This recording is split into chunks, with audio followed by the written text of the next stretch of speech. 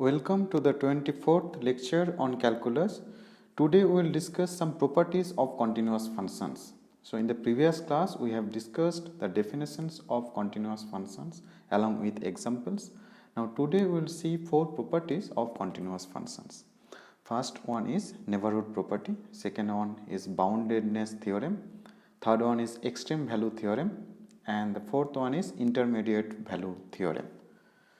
So here is the proposition that we have discussed in lecture 20, but same proof will work even we can have this general statement. So you consider a function g from d to r. So d is the domain and c is some point of r, and c should satisfy some condition. What is that? That d should contain a deleted neighborhood of c. Okay, so in that case we can talk about the limit of this function g at the point x equal to c, and suppose limit exists and this limit is m. So and this limit is non-zero. So then we have these two statements. The first one is saying that if this limit is positive, then there exists a positive real number delta such that all function values are positive for all x belongs to this deleted delta neighborhood of c and this domain. Okay, so basically it is saying that if limit is m and suppose that limit is positive, then you will have a neighborhood of c such that for all points x in that deleted delta neighborhood, okay, and d these function values are positive. And second statement is saying that if this limit is negative, then you will have certain delta such that for all points in that deleted delta neighborhood and this domain, these function values are negative. So let's prove this proposition. So you consider epsilon, that is, so this is absolute value of m by 2. So since m is non-zero, so this thing is some positive real number. Okay, and then so this is our hypothesis. Okay, so let's use this hypothesis. So since m is the limit of this function at x equal to c, so m should satisfy epsilon delta condition. Okay, since m is the limit of g of x at x equal to c, for this positive epsilon there should be some positive real number delta such that for all points x in d and this deleted delta neighborhood of c, this function value should lie in the epsilon neighborhood of m. So this is basically epsilon delta condition. So since m is the limit of g of x at x equal to c, m should satisfy epsilon delta condition. So we are considering a particular epsilon, and for this particular epsilon there should be some positive real number delta such that for all points x in d and this deleted delta neighborhood of c, this function value should lie in the epsilon neighborhood of m. And then from this thing we will get our result. Okay, so from this inequality we will have that g of x minus m, it should lie in between minus mod m by 2 and mod m by 2.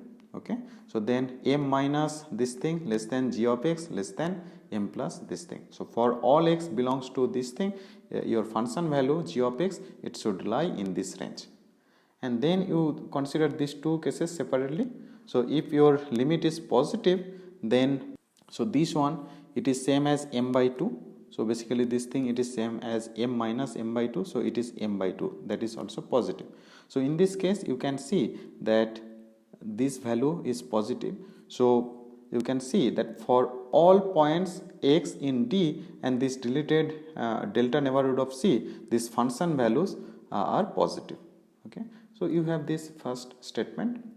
And in the second case, if your limit is negative, then you consider this quantity. So in this case, this quantity it is same as m minus m by 2, because so absolute value of m it is minus m because m is negative. So this thing it is same as minus m by 2. So this whole thing that will be just m by 2, and since m is negative, so m by 2 that is also negative. So you have that this quantity that is negative. So ultimately you are getting that for all x belongs to d and this deleted delta neighborhood of c, this function value these are negative values. Okay, so you have this second statement, and then using this proposition we prove the neighborhood property. What is that? So we call it local property or sign preserving property. So this is, we call it the neighborhood property of a continuous function. Continuous function from this closed interval a comma b to r. So this is a continuous function at the point c, okay, where c is some point in this closed interval. Then if f of c is positive, then you will have certain delta such that for all points in this delta neighborhood of c, the function values are also positive. And if f of c is negative, then you will have certain delta such that for all points in this delta neighborhood of c, these function values are also negative. Okay, so it is a sign preserving property. So if your function value is positive and suppose your function is continuous at c, then you will have certain neighborhood such that for all points in that neighborhood your function values are positive. So it is preserving the positive sign. Okay, and if this function value is negative, you will have certain neighborhood of c such that for all points in this neighborhood these function values are negative. So from the picture you can see that, so this is your continuous function whose graph is given by this. So this is on this closed interval, it is continuous, and then you consider this point c. So what is the function value? Function value is given by f of c, this length, and then f of c is positive here. So this statement is saying that there should be some neighborhood of c such that for all points in this neighborhood, this function values are positive. And if this function value is negative, let's say you consider this point d. So here f of d is given by this, so it is some negative value. Then also you will have certain neighborhood of t such that for all points in this neighborhood, these function values are negative. Okay, so how to prove this corollary? So we use this proposition, and so what is the meaning of this statement? Let me write. So the meaning of this is that limit at x equal to c exists, and it is same as this function value f of c. Okay, so then you can use this proposition. So since f of c, that is the limit of f of x at x equal to c, so if this limit is positive, then you can have certain neighborhood such that for all points in that neighborhood these function values are positive, and if this limit is negative, then you will have some neighborhood of c such that for all points in that neighborhood your function values are negative. So this is just a consequence of this proposition. Okay, and we call it the neighborhood property, or it is the local property or sign preserving property of continuous function. And next we will discuss the boundedness theorem. So what is that? So you consider two real numbers a and b. Suppose a is less than b, then you can consider this closed interval that we denote by this square bracket a comma b. What is that? It is just collection of all real numbers x such that a less than or equal to x less than or equal to b. So since a, b both are real numbers, so this is just bounded closed interval, and then you consider a continuous function on this closed interval. Okay, and so then this theorem is saying that such function is bounded. And what I mean by that, that there should be some real numbers b1 and b2 such that all these function values lie in this range. So b1 less than or equal to f of x less than or equal to b2 for all x belongs to this closed interval. So this is boundedness theorem. So any continuous function on a closed bounded interval, that should be bounded. Okay, we would not prove this theorem, but let me draw a picture. You consider this continuous function whose graph is given by this, and it is on this closed interval. So this is a and this is b. Okay, and your function is given by this thing, so whose graph is this one. You should have two real numbers b1 and b2 such that all the function values should lie in that range. Okay, so in this case you can see that you can take this as b1 and this as b2, and all the function values are lying in this range. So b1 less than or equal to f of x less than or equal to b2 for all x belongs to this closed interval. So for all points in this closed interval, this function values it is lying in this range from b1 to b2. Okay, but this theorem, it does not hold true for open interval. Okay, so you consider a function like this. So this is a function from this open interval. So this is also bounded open interval. So it is 0, 1. So it is collection of all real numbers x such that 0 less than x less than 1. Okay, so this function from this open interval to R, it is defined in this way. So f of x, it is same as 1 by x. Okay, so this is a well defined function on this open interval. Okay, 0 is not there in this open interval. Okay, so this function, it is continuous. It is continuous on this open interval because it is continuous at every point of this open interval. Graph is given by this thing. So starting from 1, as you get closer and closer to 0, you can see that your function value, it is getting larger and larger, and it is tending to infinity. Okay, so this is an unbounded function. This function, it is not bounded, but it is continuous on this open interval. So this boundedness theorem, it does not hold true for open interval. Okay, so a continuous function on a bounded open interval, that need not be a bounded function, but a continuous function on a closed bounded interval like this, that should be bounded. That is boundedness theorem. And in fact, we can say something more. So it is extreme value theorem. So this is just saying that any continuous function on a closed bounded interval, that is a bounded function. But this theorem, it is saying something more. So not only it is bounded, but those extreme values, this can be attained by this function. What I mean more precisely? So okay, so we will discuss this thing here. Just consider this set f of x, where x varies in this closed interval. So of course this is a subset of this set of real numbers. Now this theorem is saying that this set has a it has a maximum value, and also it has a minimum value, and both maximum and minimum values are attained by this function. So what I mean by that there exist points C and D in this closed interval such that f of d less than or equal to f of x less than or equal to f of c for all x belongs to this closed interval.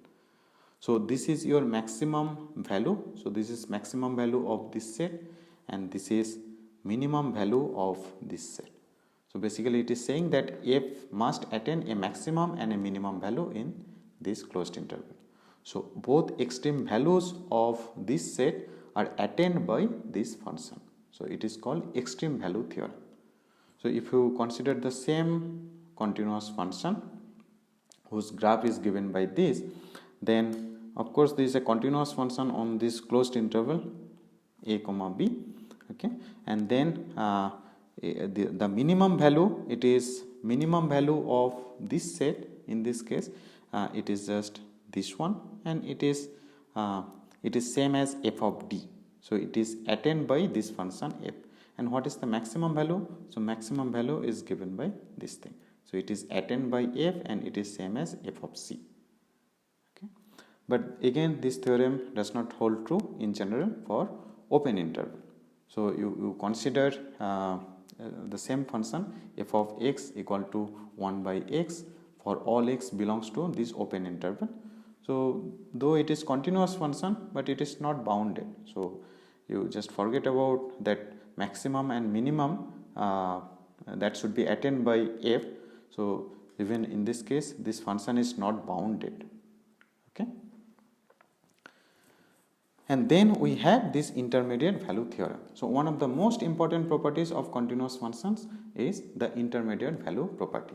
Okay, what is that? So again you consider this closed bounded interval a comma b, and suppose f is a continuous function on this closed bounded interval. The first point in this closed interval and b is the last point of this closed interval.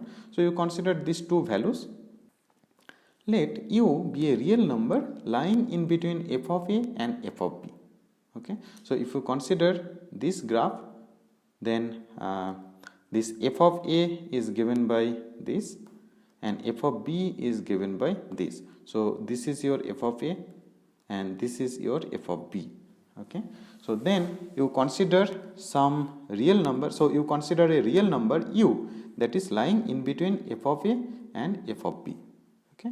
Then this theorem is saying that for any real number lying in between f of a and f of b, that should be attained by this function f. Okay. So what I mean that there exists some point c such that u is same as f of c. Any intermediate value between f of a and f of b that can be attained by this function f. Here you are considering this function and suppose u is this so you are considering this intermediate value. So basically it is, so then there should be some point c such that f of c it is same as u. So u is f of c for some point c in this closed interval. So we call this theorem as intermediate value theorem. We will not prove this theorem, but we will see some consequences of this theorem. Okay. So first one is that Bolzano's theorem. One of the most useful applications of the intermediate value property is to find the roots of a polynomial, or more generally to find the zeros of a continuous function f. And what I mean by zeros of a continuous function, so you consider a function f and a point x, it is called a zero of f if f of x is equal to 0. So if x, this is a solution of this equation, then we call it a zero of f. Okay. So you consider a continuous function on this closed interval, and suppose that f of a and f of b have the opposite signs. Suppose f of a is negative and f of b is positive, or in other case f of a that can be positive and f of b that can be negative. Okay. Then you will have a root of this function in between a and b. Okay. So let's try to understand this theorem by drawing the picture. So you consider a function, continuous function on this closed interval. Okay.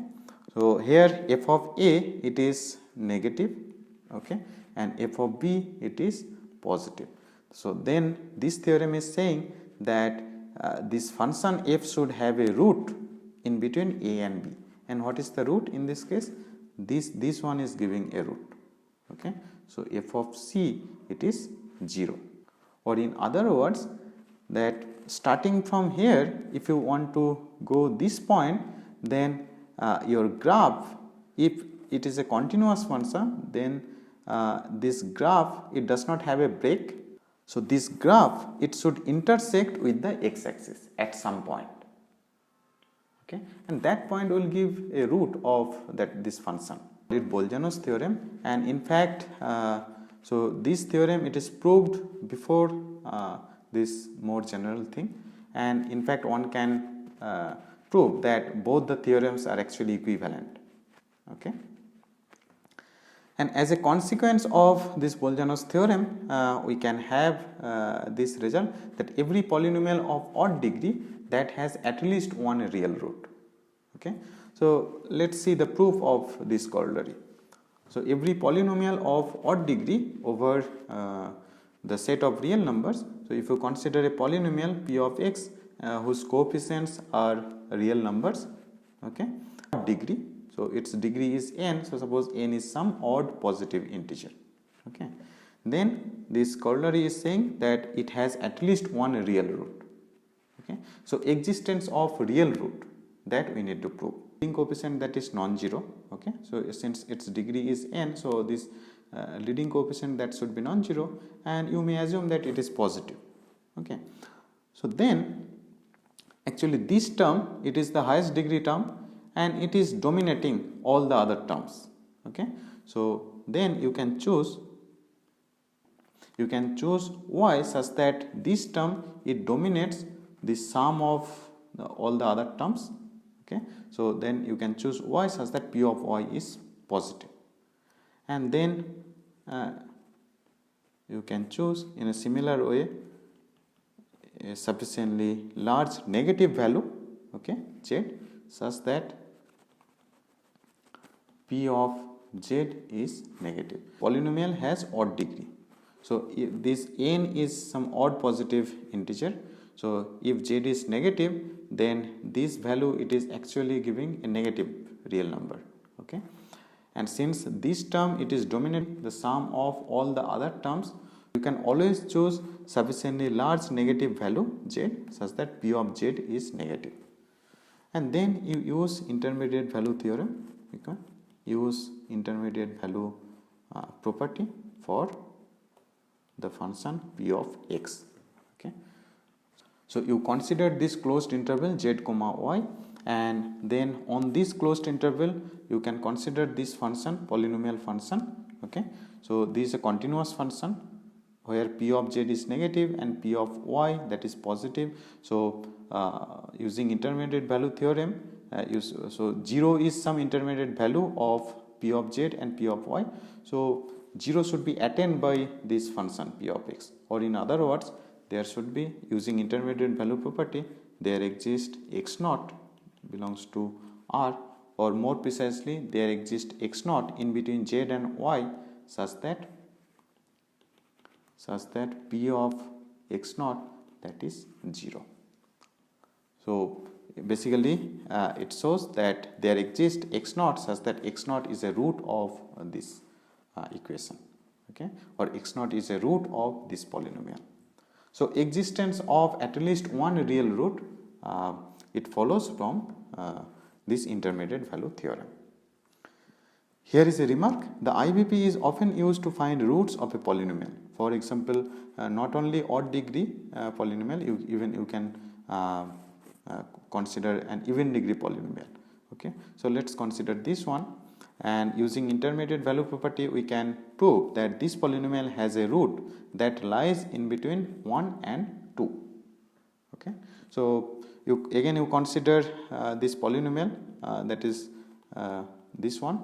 So this is a polynomial function and it is continuous on this closed interval 1 comma 2, where p of 1 is you can compute it is negative, and p of 2 you can compute it is 3, so it is positive. So using intermediate value theorem, there should be basically it shows that there exists a real number x naught in between 1 and 2, which is a root of this polynomial. Okay, so it has a root that lies between 1 and 2.